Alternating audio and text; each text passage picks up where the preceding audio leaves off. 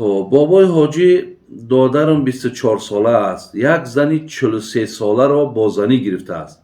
Падару модарам розӣ нест. 2 сол мешавад аз хона баромадааст. бо ҳамон зан. Модарам бемор аст. оё додарам гунаҳгор мешавад ва мо бо ӯ чӣ гуна муомила кунем? Як бародари 24 сола як зани 43 сола гирифтааст ва аз ҳисобе ки аз модар напурсид, аз падар напурсид, яъне маслиҳати хонаводагиро нагирифт ва бо ӯ зан аз хона баромада рафтанд. модар дар ҳолати беморӣ ҳаст ва модар ӯро мақсад дуоҳои бад мекунад. оё дар ҳамин масъала мақсад ана шумо чӣ гуфтанӣ доред? ман бародарони азиз ва хеле гиромӣ, дар масъалае ки ҳозир барои ман савол шид, дар ин масъала ҳам ман ҳеҷ гоҳ ба тарафи он ҷавоне ки ин кора кардааст, ман аз пушти ӯ ҷонибдорӣ карда наметавонам. барои зани хурд гирифтан ё калон гирифтан дар шариат ягон мамониатӣ надорад. лекин бояд ки дар масъалаи зан гирифтан падар ва модара ҳатман огоҳ кардан дар кор. падар ва модар қати нишаста маслиҳат кардан дар кор. вақте падару модар аз муқаддасот бошад, нақши асоса дар зиндагӣ мо шумо мебозидагӣ бошад, аллоҳи меҳрубон розигӣ онҳоро розигии худаш эълон карда бошад, хафагии онҳоро хафагии худаш эълон карда бошад, онҳоро барои мову шумо ишора карда бошад ки ҷаннати шумо ҳамин аст. барои чӣ мо дар масъалаи зиндагимон аз онҳо маслиҳат нагирем? барои ҳамин ман ба ин додар муроҷиат карданем ки ҳатман пеши модар биёяд, пеши авлодош биёяд ва ин масъаларо дар пеши инҳо гузоранд. агар модар гӯяд барои ман лозим нест, ман мехоҳам ки мақсад бо ӯ зиндагӣ накунӣ, сухани модарта қабул кун. вале агар ба шарте ки ту маслиҳат кардиву барои ту мақсад маслиҳат доданд ки хай бо роҳҳоша барои ту нишон доданд, чизе ки калонтарои шумо гӯяд. барои ҳамин яке аз хатоҳои калони имрӯзаи духтарои мо ва бачаҳои мо ҳамин аст ки бе маслиҳати падару модар шавҳар мекунанд, бе маслиҳати падару модар зан мегиранд. баъдан бинем ки вақте ки инҳо дилҳошон норозиву нороҳатанд ва дастшонро мебардоранд дар ҳаққи ту дуои бад мекунанд, ту чӣ меёбӣ аз зиндагӣ?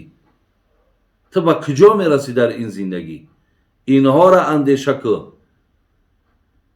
дигар ӯ зан чӣ дорад, дастгах дорад, дукон дорад, мошин дорад ё хона дорад, чизе дорад, инҳоро ба назар нагир. зеро ҳеҷ вақт дар ягон давр пулу молу чиз одама хушбахт кардагӣ нест. лекин дуои неки падару модар барои ту ҳам хайри дунётай, ҳам охиратай. барои ҳамин аз ин кирдори бадут пушаймон шав, тавба кун, назди модари беморат биё, азрхоҳӣ кун, чизе ки ҳамонҳо гуфтанд ҳамонро қабул кунӣ. аллоҳ тавфиқтон бидад. мо як гурӯҳ дар муҳоҷират дар як корхона кор мекунем.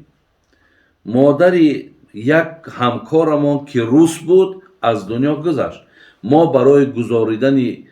барои гурониданаш сум ҷамъ кардем. оё савоб мегирем ё но? вай мусалмон набуд. яъне як бародари мо гуфтанд мо дар як корхонае кор мекунем ки як ҳамкормон рус буд. модараш гузашт.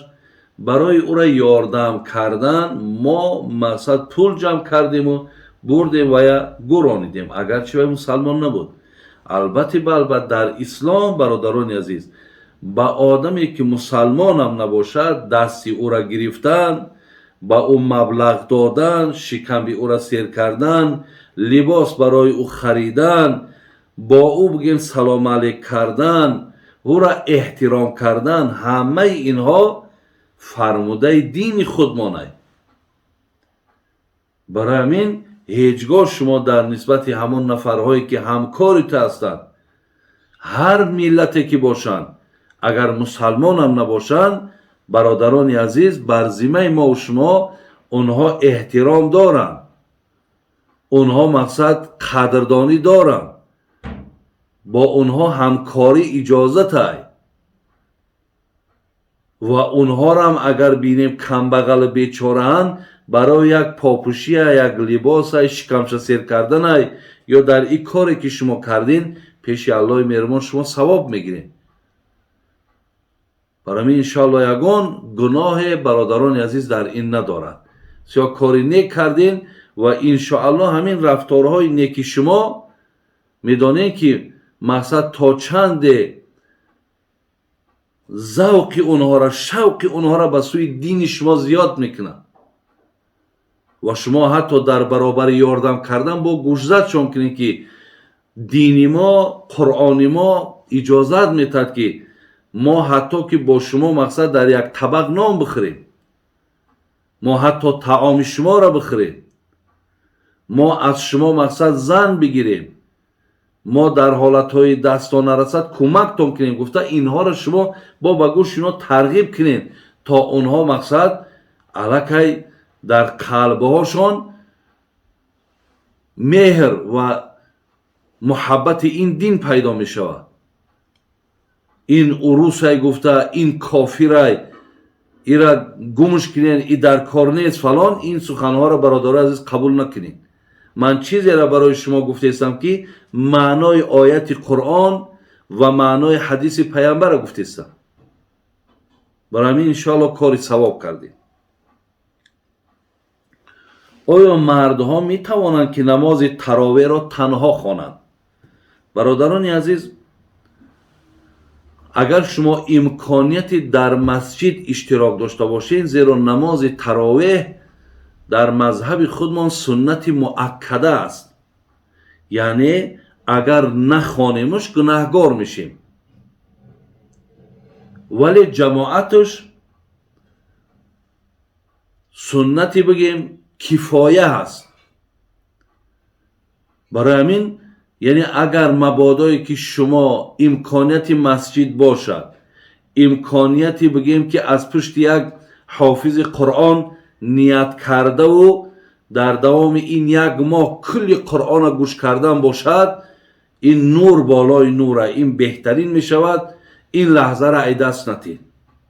لیکن اگر آدمایی هستند که مثلا کارگرهای حکومتی هستند یا آدمایی هستند که مثال مشغولیت های دارند که مسجد رفتن نمیتونند یا در جماعت های علایده اشتراک کردن نمیتونند، و این خاطر شما اگر در خانه تنها هم که خوانین حتما درسته، یعنی بخوانینش. هیچ وقت نگین که ایرا من دیر کردم ای مسجد یا ایرا باید با جماعت خوانینه. تنها هم که خوانیش درسته، هم برگردن زنها هم برگردن مردها خواندن نماز تراویح سنت مؤکده است.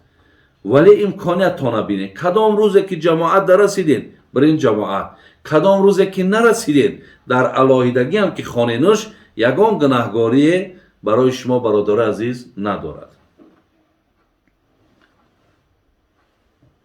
استاد، زن می تواند در حق پدر و مادر خیر کند یا تنها باید مردها خیر کنند؟ میگویند که زن خیر کند گناه است. این درست است؟ نه، این گپ هم گویم که یگان سخنی به اساس است. در مردم ما هست که میگن باید در حق پدر و مادر زن خیر نکنه یا اگر بیوه باشد باید خیر نکنه. این سخنها یگان اصلی ندارد. هر فرزند در حق پدر و مادر خواه زنده باشن خواه مرده دستشون بگیرین، یاردمهاشون کنین، دعاهاشون بگیرین، خدا خواهد ثواب میگیرین. یگان مانعی در شریعت نیست که زن به شوهر یا خود زن حق خیر کردن ندارن. نه، چیزی ای دستان میآید اگر مرده باشن انشاءالله ثوابش میرسد. زنده هم باشن، هر جا باشین برای یک خبرگیریشان، برای یک دستشون سفید کردن مقصد یاردم کنین، انشاءالله ثواب میگیرین. استاد جان، مادر من میگویند که میگویند در ماه رمضان هر شب بعد ویتر واجب تا آخر ماه 2 رکعت نماز است که سوره های خاص خود را دارد. آیا این درست است؟ این درست نیست. یعنی ما برادرای عزیز و گرامی، بعد آنی که ما تراویح را میخوانیم، یعنی ما فرض میخوانیم 4 رکعت فرض، 2 رکعت سنت خفتن میخوانیم، در همین جا میتونیم که ویتر را بخوانیم. اگر تنها گذار هم باشیم ویتر را میخوانیم و بعدش مقصد چیکار میکنیم؟ بعدش میتونیم که با تراویح مون خوانیم، یا اینکه میتونیم که بعد سنت خفتن تراویح را خوانیم و از پشتش بعد نماز ویتر را خوانیم. یعنی ویتر را پیش تراویح یا بعد تراویح، هر دو صورتش درسته. لیکن بعد ویتر با یگان اگر نماز مخصوص باشد، این خیل نمازها وجود ندارد.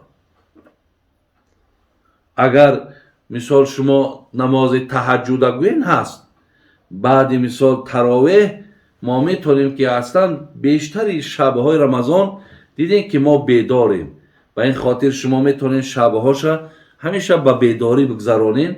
شبها که تراویح آمدین، با یگان دم تونه هات کردیم بگیم یک پیاله چای تونه گرفتین، میتونین که با نماز تهجد تونه خوانین و بعد مقصد نماز شب خوانین، بعد خواب کنین. یا میتونین یگان پاره قرآن هم با بعد تهجد خوانین.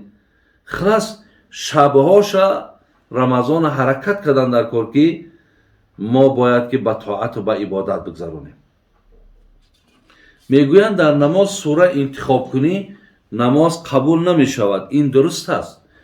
اگر در مقصد بینین در سنت های بامداد پیامبرمون بیشتری وقت سوره کافرون و سوره اخلاص می خواندن، ولی انتخاب کردن سوره را در گوییم که نماز این کراهیت گفتن. یعنی من برای هر یک نماز یک سوره مخصوص باید جدا نکنم. هر یک سوره را که در قرآن هست، هر آیتی که در درون قرآن هست، ما در هر یک نمازمان میتونیم که اونها را خوانیم. یعنی خاص گرداندن سوره بله کراهیت داره، اجازت نیست. میگویند در نکاح تا پدر و مادر نباشد نکاح درست نمیشود. این حقیقت دارد. بله برادران عزیز، یعنی گویم که آگاه کردن پدر و مادر یکی از ضرورات نکاح ما و شما هستند. برای همین در تمام کارهای زندگیتان به مصلحت پدر و مادر کار نکنید. حتما پدر و مادر را پرسین و از پدر و مادر مصلحت بگیرین و دعاشون بگیرین. بعد چی کار باشد، خواه نکاح باشد، خواه تجارت باشد، خواه سفر باشد، بعدا میتونین. برای همین به اجازت و به آگاه کردن پدر و مادر این کار را نکنیم که در پیشتر برای شما جواب گفتم که خیلی برای شما دعای بد میاره. این بود برادران عزیز چندین سوالی که در پیش من بود. الله مهربان توفیقامون رفیق، ایمانهامون کامل و از این ماه مبارک رمضان روزه داشتن بر یکایک ما و شما الله مهربان نصیب گرداند. اهدنا الصراط المستقیم صراط الذین انعمت علیهم غیر المغضوب علیهم ولا الضالین. آمین یا رب العالمین.